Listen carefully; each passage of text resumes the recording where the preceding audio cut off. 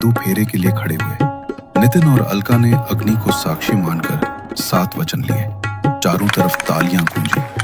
मेरा बेटा आज सबसे खुशकिस्मत इंसान है।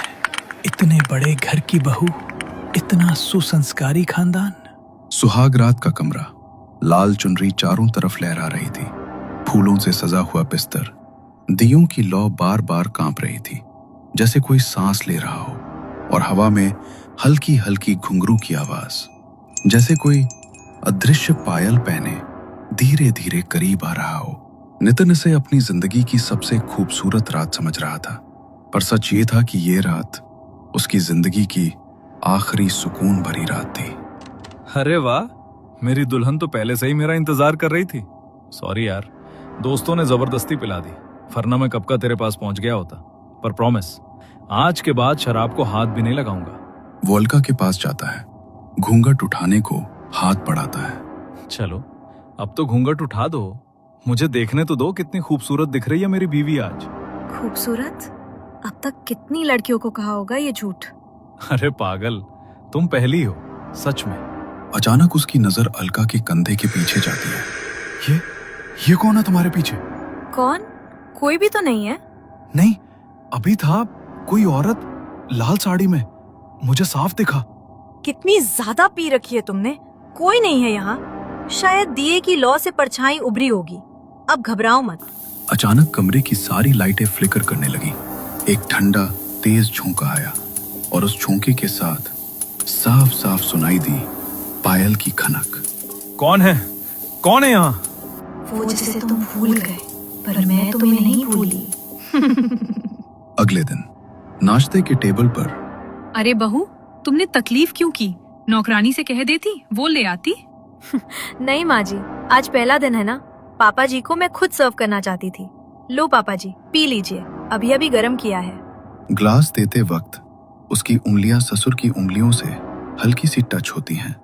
बलवंत सिंह थोड़ा असहज होकर ग्लास लेते हुए, हाँ ठीक है, रख दो बेटा, मैं पी लूंगा।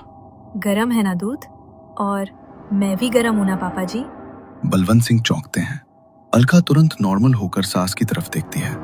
अलका, बात करने का तरीका थोड़ा संभाल के। नया घर है, सब देखते हैं।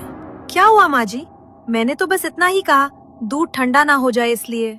अलका की सास और बलवंत सिंह चुपचाप एक दूसरे को देखते रहते हैं। अलका मुस्कुराकर चली जाती है।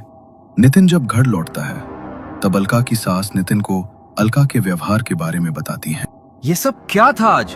पापा से ऐसे बात करती हो? शर्म नहीं आती तुम्हें? शर्म? शर्म तो तुम्हें भी नहीं आई थी ना, जब तुम किसी और के साथ। चुप, बस एकदम चुप। तुम पागल हो गई हो क्या? पागल? हाँ, पागल बना दिया था तुमने मुझे, पर अब मैं तुम्हें पागल बनाऊंगी। अचानक से लाइट्स फ्लिकर करने लगती है और फ्यूज उड़ जाता है। सब तरफ अंधेरा फैल जाता है और नितिन की नजर अलका पर पड़ती है तो उसके पैरों तले जमीन खिसक जाती है। वो जोर से चिल्लाता है। उसकी चीख सुनकर नितिन की माँ और पापा नितिन के कमरे में पहुंचते हैं। तभी लाइट्स ऑन हो जाती हैं और जब सब लोग अलका को देखते हैं तो वो बिल्कुल नॉर्मल थी। वो रात किसी तरह से कट जाती है। अगले दिन सुबह लेकिन परिवार वाले समझ गए थे कि कुछ गड़बड़ जरूर है। अलका की हरकतों को देखकर उन्हें समझ आया था कि अलका के ऊपर कोई काला साया है। दीदी, ये सब क्या हो रहा है? मुझे डर लग रहा है। अगर मेरी बात मानो तो नींबू फूंक कर अलका के बिस्तर के नीचे रख दो।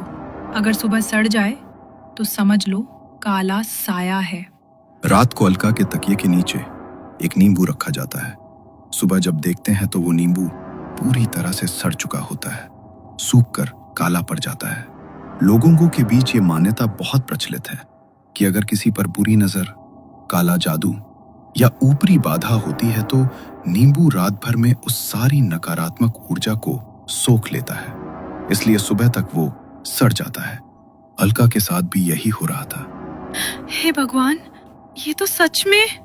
अगले दिन सुबह से लेकर शाम तक सब कुछ नॉर्मल था, लेकिन जैसे ही रात हुई अलका कमरे के बीचों बीच खड़ी थी। दरवाजा हल्का सा खुला था। हवा का झोंका आकर उसकी साड़ी के पल्लू को उड़ा रहा था।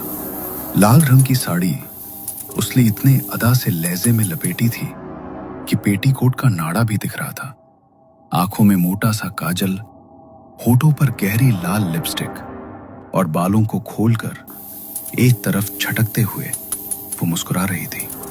वैसी मुस्कान जो सीधे मर्द के दिल में उतरती है।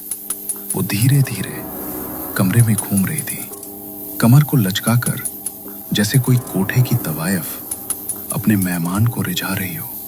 कभी दीवार से पीठ टिकाकर साड़ी का आंचल सरका देती,